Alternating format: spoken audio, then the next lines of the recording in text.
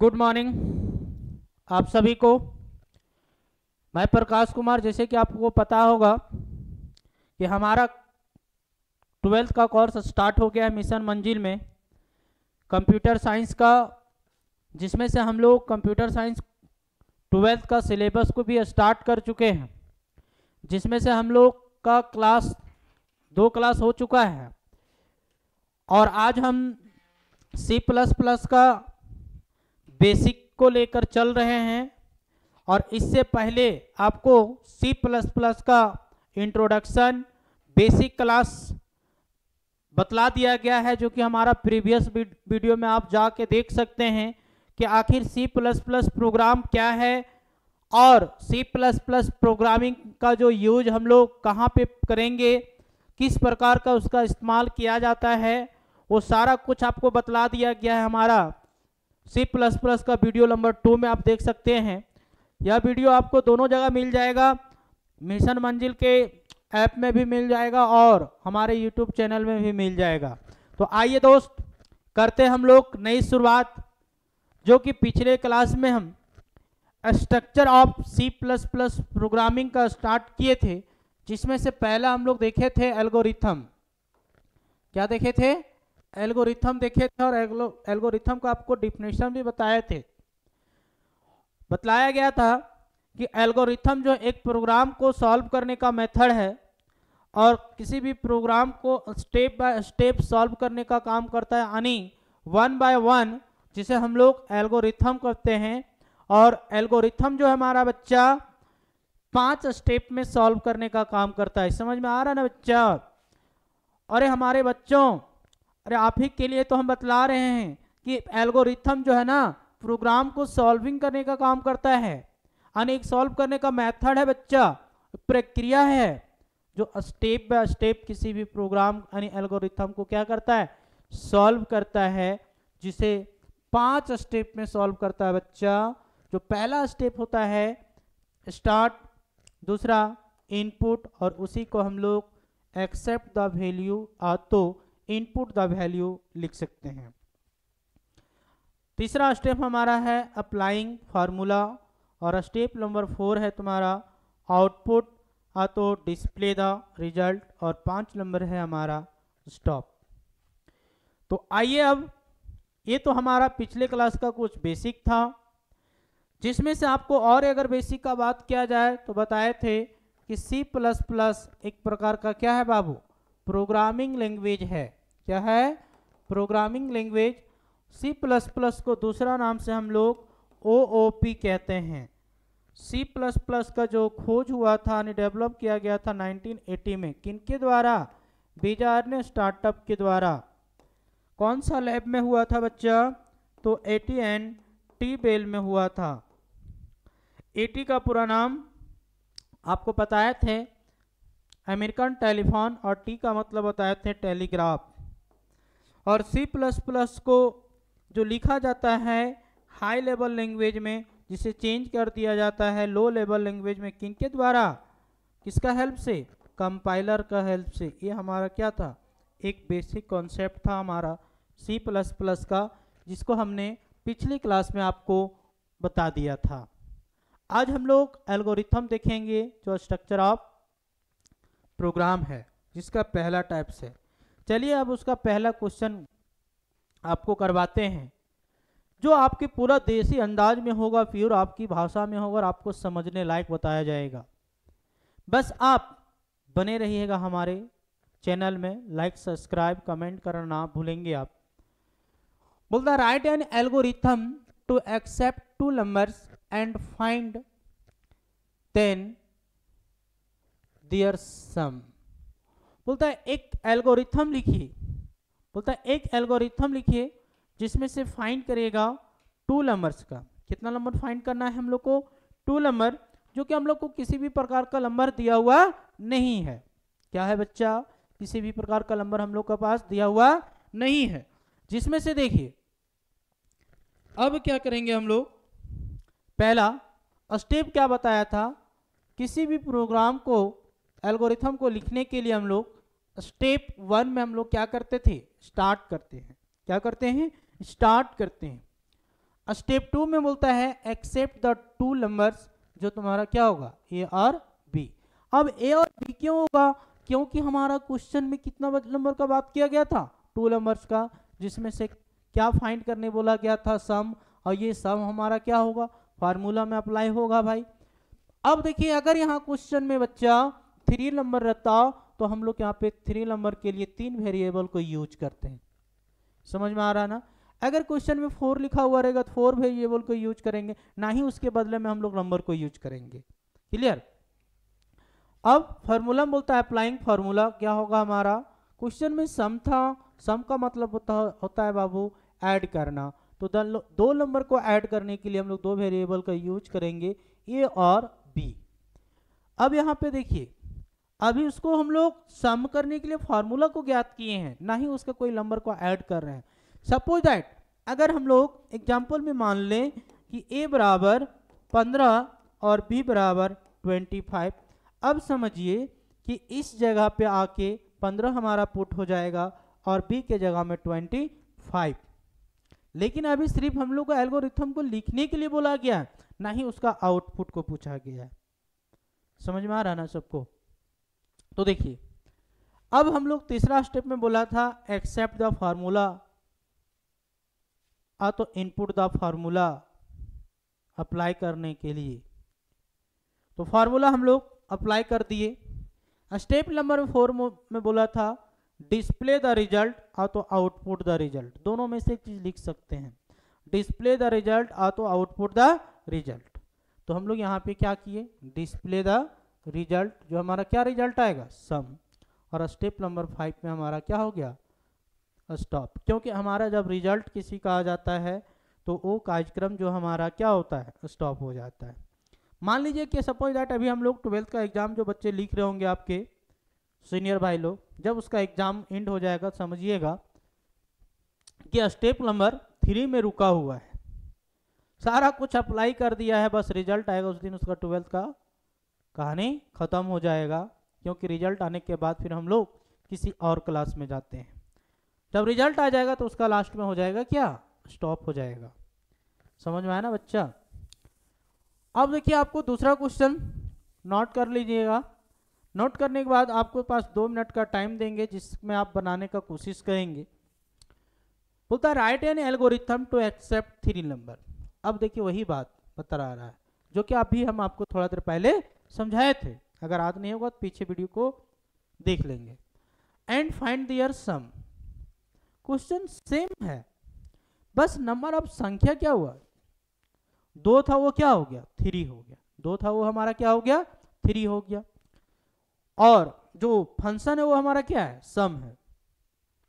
बस कुछ नहीं करना है, नंबर ऑफ वेरिएबल को बढ़ा देंगे, अगर नंबर ऑफ वेरिएबल बढ़ेगा तो फिर क्या वही वेरिएबल हमारा एक और कहाँ बढ़ जाएगा, फॉर्मूला में भी। अब कोई जरूरी नहीं है आप ABC मान सकते हैं, XYZ भी मान सकते हैं, IJKL कुछ भी मान सकते हैं, 3 वेरिएबल, ऐसा नहीं कि यही मान सकते हो आप, ठीक ना। और ये हमारा प्रोग्रामिंग का इनिशियल कहा जाए तो स्टार्टिंग कॉन्सेप्ट है। अगर ये कॉन्सेप्ट आपका क्लियर हो जाएगा तो किसी भी प्रोग्राम को लिखने में समझने में आपको कठिनाई प्रॉब्लम नहीं आएगा। बोला जाता है कि अगर किसी का अगर बेसिक हमारा मजबूत हो तो क्या है, कोई कुछ बिगाड़ नहीं पाएगा। जैसे किसी भी पौधा का अगर बात किया जाए, उसका बोला जाए जड़ मजबूत हो तो तना भी क्या होगा, मजबूत होगा। तो इसीलिए बता रहे हैं आपको C++ का अगर आपका बेसिक कॉन्सेप्ट क्लियर है बाबू, तो हार्ड से हार्ड प्रोग्राम को आप लिख सकते हैं बाय हिचक। इसलिए बेसिक क्लास पर आप ध्यान देंगे। चलिए आगे देखते हैं नेक्स्ट क्वेश्चन जो होगा आपके लिए, तो है ना आप सब तैयार। क्वेश्चन देखिए बहुत इजी है, बोलता है write any algorithm to accept the 2 number and find their product. Question same है, 2 नंबर्स का बात कर रहा है, लेकिन आप लोग भी कंफ्यूज में होंगे कि क्वेश्चन बोल रहा है प्रोडक्ट, प्रोडक्ट क्या होता है, प्रोडक्ट का मतलब मल्टीपल, प्रोडक्ट का मतलब मल्टीपल बोले तो गुना, प्रोडक्ट का मतलब गुना। ये बेसिक कॉन्सेप्ट है जिसको आप पहले से जानते होंगे, समझ में आ रहा है ना। अब देखिए क्या कर लेंगे हम लोग, किसी भी एल्गोरिथम को लिखने के लिए सबसे पहले स्टेप नंबर 1 हमारा क्या होता है, स्टार्ट। तो हमने स्टार्ट कर दिया। स्टेप 2 हमारा क्या होता है, accept the value, accept the number जो आपको लिखना है, या तो इनपुट द वैल्यू लिख सकते हैं, है ना।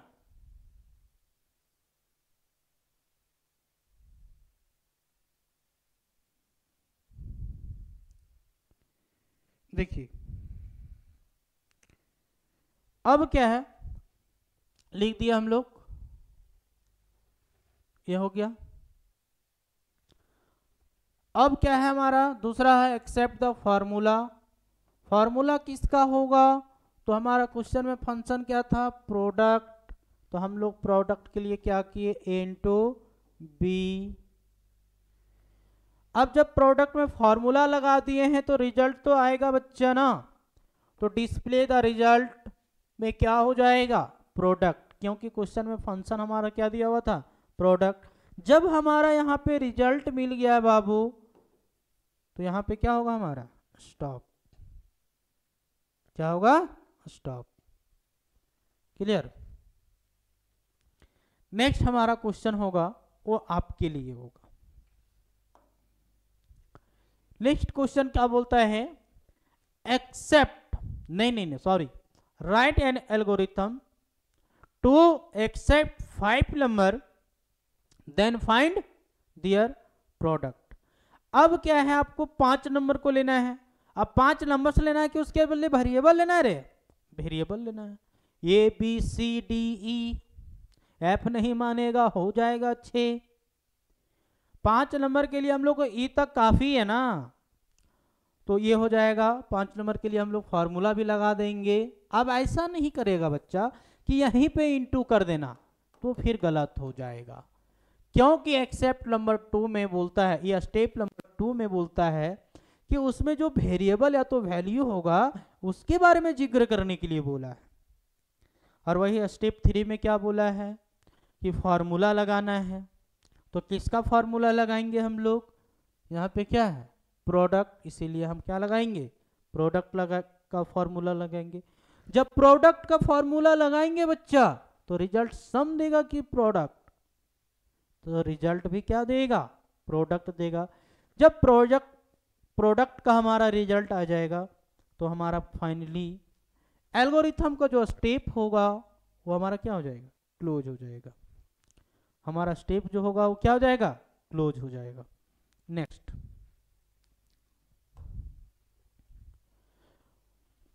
बोलता है write an algorithm to accept 1 number and then find it is a square.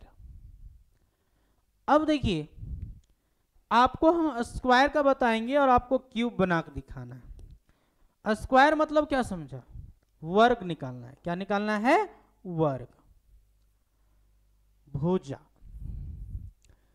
बोलता है स्टेप नंबर 1 में हम लोग क्या करेंगे, स्टार्ट करेंगे। क्या करेंगे, स्टार्ट। एक चीज याद रखिएगा, स्टेप 1 और 5, स्टार्ट और स्टॉप। बच कितना गया कॉन्सेप्ट के लिए, 3 स्टेप, जिसमें से पहला स्टेप हमारा जो वेरिएबल होगा उसको मानेंगे, और थर्ड जो हमारा स्टेप होगा उसमें उसका फॉर्मूला करेंगे।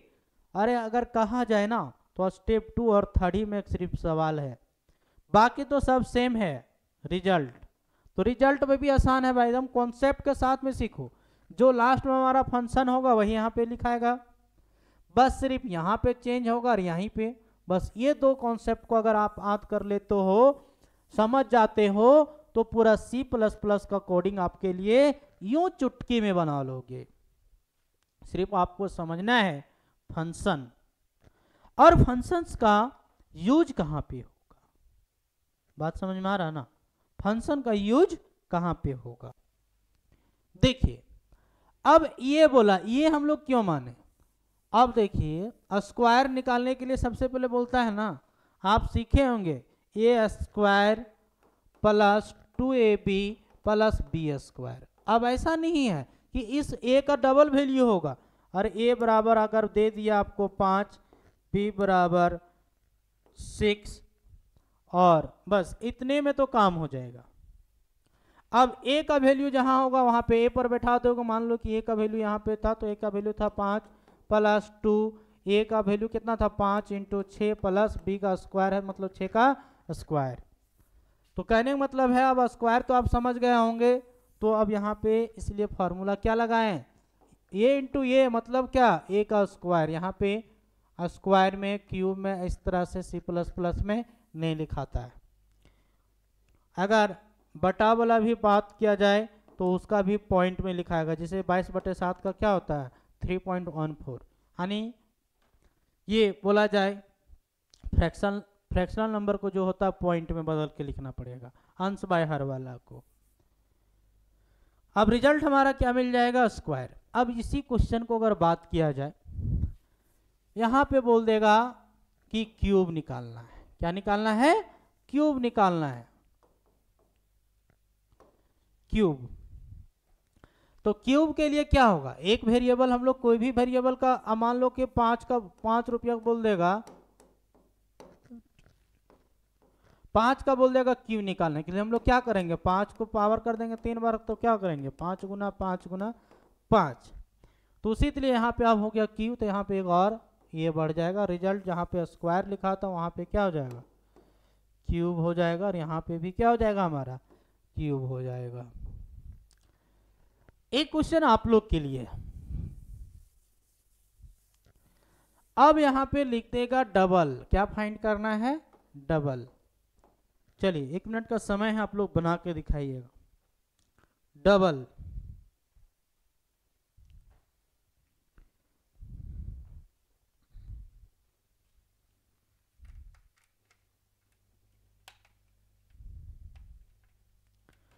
देखिए डबल है मतलब क्या समझे, अरे यहाँ पे कुछ नहीं हो जाएगा, डबल है मतलब क्या, प्लस, यहाँ पे रिजल्ट क्या आएगा, डबल। मतलब जितना होगा उसका डबल करेंगे, तो 5 और 5 का डबल करेंगे तो कितना होगा 10, मतलब स्क्वायर ही हुआ। लेकिन स्क्वायर नहीं हुआ, क्योंकि स्क्वायर में अगर 5 का स्क्वायर कर देंगे तो हमारा रिजल्ट 25 होगा, और डबल करेंगे तो कितना हो जाएगा 10 होगा। दोनों में से चेंजेज यही है बच्चा। कॉन्सेप्ट को क्लियर करके रखो बाबू, जितना कॉन्सेप्ट को अभी से क्लियर करोगे उतना और आपके लिए बेहतरीन होते जाएगा ये। चलिए आगे देखिए, अगर क्वेश्चन में बोल देगा write an algorithm to accept one number then find their, बोल देगा कि आपको निकालना है, नहीं चलिए डबल तो बता दिए, स्क्वायर भी बता दिए, क्यूब भी बता दिए। तो नेक्स्ट क्वेश्चन इसमें जो आएगा हमारा, बोल देगा 2 नंबर को मानना जिसमें निकालना है एरिया ऑफ रेक्टेंगल। बोल देगा write an algorithm to find the area of rectangle. Rectangle बोले तो आयत का लंबाई चौड़ाई, तो क्या होता है उसमें लंबाई चौड़ाई, तो उसमें एल और बी मान लेंगे। तो यहाँ पे हमारा क्या होगा एल और बी, और यहाँ पे एरिया ऑफ रेक्टेंगल को हम लोग ए ओ आर शॉर्ट में लिख सकते हैं, जिसका फॉर्मूला हो जाएगा हमारा एल इंटू बी, और यहाँ पे रिजल्ट में भी हम लोग ए ओ आर मतलब एरिया ऑफ रेक्टेंगल। एकदम बेसिक से बताया जा रहा है आपको। देखिए आपको देखिए क्यूब बताया गया था, क्यूब का क्वेश्चन भी करवा दिया गया है। अब वही बात, नेक्स्ट क्वेश्चन बोलता है write an algorithm to find the simple interest. एक ऐसा एल्गोरिथम लिखिए जिसमें से फाइंड क्या करना है हम लोग का, सिंपल इंटरेस्ट मतलब साधारण ब्याज। और साधारण ब्याज को लिए आपको भी बताया गया होगा, क्या फॉर्मूला बताइए, मूलधन समय दर बटे 100, है ना। उसी को इंग्लिश में बोलते हैं प्रिंसिपल रेट एंड टाइम बटे 100। किसी भी का हम लोग एसआई बोले तो सिंपल इंटरेस्ट है ना, एसआई यानी सिंपल इंटरेस्ट को हम लोग शॉर्ट में एसआई कहते हैं। क्या कहते हैं बच्चा? एसआई। जिसमें से स्टेप नंबर 1 में हमारा क्या है? स्टार्ट है। स्टेप 2 में बोलता है एक्सेप्ट द वैल्यू। अब हम लोग इसका फॉर्मूला तो आपको बताइए दिए, जिसका वेरिएबल तुम्हारा क्या होगा? पी, आर और टी। पी बोले तो प्रिंसिपल, आर बोले तो टाइम, ये रेट और टी बोले तो टाइम। पता चलता है कि नहीं रे बाबू लोग? Principal, rate, time. क्लियर? अब देखिए अप्लाइंग फॉर्मूला। एस आई बोले तो सिंपल इंटरेस्ट, पी बोले तो प्रिंसिपल रेट एंड टाइम बटा 100। हमारा क्या फाइंड हो जाएगा? S I. और जब फाइंड हो जाएगा हमारा एस आई तो हमारा ये क्या हो जाएगा? स्टॉप हो जाएगा। क्या हो जाएगा? स्टॉप हो जाएगा। क्लियर? नेक्स्ट सब क्वेश्चन आपको बताएंगे। बोलता write an algorithm to find the area of rectangle. Area of rectangle जिसको शॉर्ट में हम लोग AOR लिखेंगे। और एरिया ऑफ रेक्टेंगल का जो फॉर्मूला होता है एरिया निकालने के लिए, क्षेत्रफल निकालने के लिए, वो लंबाई गुने चौड़ाई होता है। क्लियर? जा रहे हैं क्या? क्या? अच्छा, तो क्या है? L और B हम लोग मान लिए। एरिया ऑफ रेक्टेंगल का फॉर्मूला के लिए 2 होता है, इसलिए हम लोग 2 मान लिए, L और B। अब क्या है उसका फॉर्मूला? क्या हो जाता है? लंबाई गुना चौड़ाई। एरिया ऑफ रेक्टेंगल का जब हम लोग निकल जाएगा तो लास्ट में हमारा क्या हो जाएगा? स्टॉप हो जाएगा। क्लियर? नेक्स्ट अगर यही क्वेश्चन अगर बोल देगा area of triangle, area of circle, तो निकाल पाएंगे आप? सेम क्वेश्चन, यहाँ पे कुछ नहीं, यहाँ पे अभी ट्रायंगल कर देते हैं और सर्कल कर देते हैं। पाई आर स्क्वायर, इसका पता ही होगा 1/2 B इंटू एच। ये सब छोटा छोटा फार्मूला है जो कि 9, 10 का है, 7, 8, 6 का है। ये सब आप लोग को कॉन्सेप्ट में रखना चाहिए, है ना, एकदम बोर्ड मास के जैसा रट के रखना चाहिए। तो 2 क्वेश्चन आपको दिए हैं, उसको बनाइएगा। आगे देखिए, अब हमारा जो पॉइंट होगा वो फ्लो चार्ट होगा। फ्लो चार्ट जो है स्ट्रक्चर ऑफ प्रोग्रामिंग का दूसरा नंबर भाग है। और एल्गोरिथम एंड फ्लो चार्ट में थोड़ा सा डिफरेंट है। एल्गोरिथम में किसी भी प्रोग्राम को सॉल्व करने के लिए 5 स्टेप का जरूरत पड़ा, जो 5 स्टेप को आपको बता दिए। पहला स्टेप हमारा स्टार्ट था और लास्ट स्टेप स्टॉप। और बीच में जो हमारा 3 स्टेप छूट गया वो दूसरा में था इनपुट द डेटा, और फिर क्या था? एक्सेप्ट द फार्मूला, तो अप्लाइंग द फार्मूला, और 4 में था डिस्प्ले द रिजल्ट। बस इसी पॉइंट को फ्लो चार्ट क्या किया, सॉल्व करने के लिए स्टेप बाय स्टेप नहीं, एक डायग्राम के माध्यम से सॉल्व करने का बात किया। इसके माध्यम से, डायग्राम के माध्यम से, जो आपको अलग अलग प्रकार का डायग्राम है ये 5 स्टेप के लिए जो आपको दिखलाया जाएगा, बतलाया जाएगा, ये कॉन्सेप्ट रहा।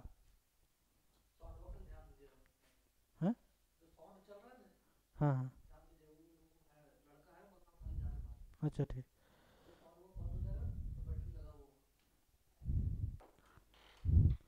क्लियर? आगे देखिए, बोलता है the graphical representation of an algorithm is known as flow chart. Flow chart किसे कहेंगे?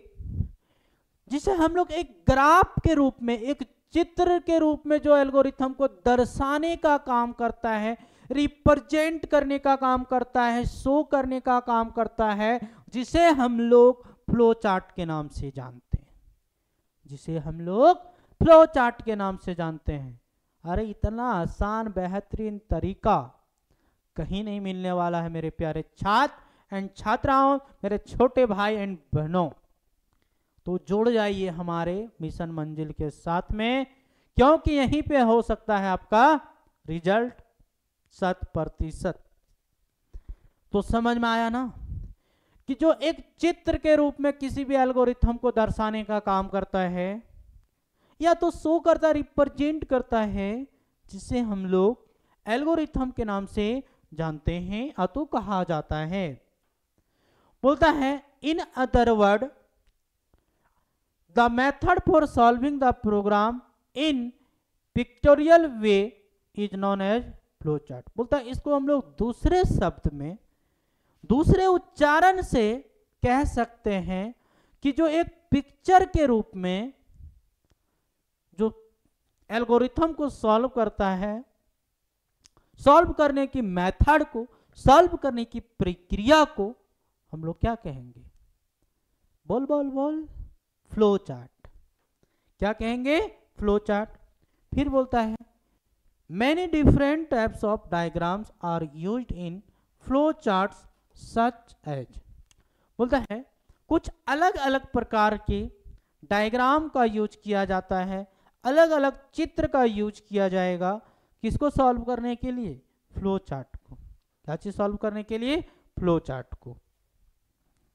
तो देखिए आप डायग्राम से आपको भेंट करवाते हैं, फटाफट देखिए डायग्राम को।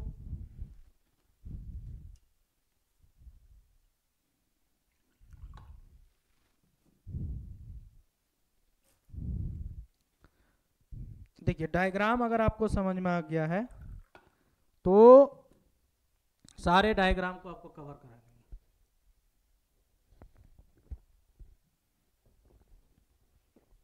देखिए पहला डायग्राम है हमारा ओवल। क्या है? ओवल। ये पूरा सर्कल बना दिया है भाई। ओवल का जो यूज करेंगे हम लोग स्टार्ट और स्टॉप में, कहा जाए तो स्टेप नंबर 1 और स्टेप नंबर 5 के जगह में क्या यूज किया जाएगा? ओवल के साइन को। कौन सा साइन को? ओवल के साइन को। और अब जो है पैरेललोग्राम का जो यूज होगा वो कहां पे यूज किया जाएगा? इनपुट और आउटपुट।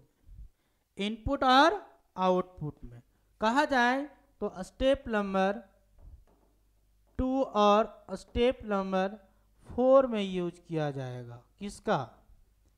पैरेललोग्राम का। स्टेप नंबर जो हमारा 3rd में यूज होगा वो होगा अप्लाइंग फॉर्मूला में, जो होगा आपका रेक्टेंगल में। किसका यूज होगा? रेक्टेंगल। ये हमारा कहाँ पे यूज होगा? स्टेप नंबर 3rd में यूज किया जाएगा। तो सारा हो गया। स्टेप 1 और 2 हो गया हमारा ओवल, स्टेप 2 और 3 हो गया हमारा पैरेललोग्राम, और स्टेप ये 3rd हो गया हमारा रेक्टेंगल। अब बात रह गया कि सर ये दो जो हमारा बच गया है, ये एरो का साइन और डायमंड का, तो इसका यूज कहाँ होगा?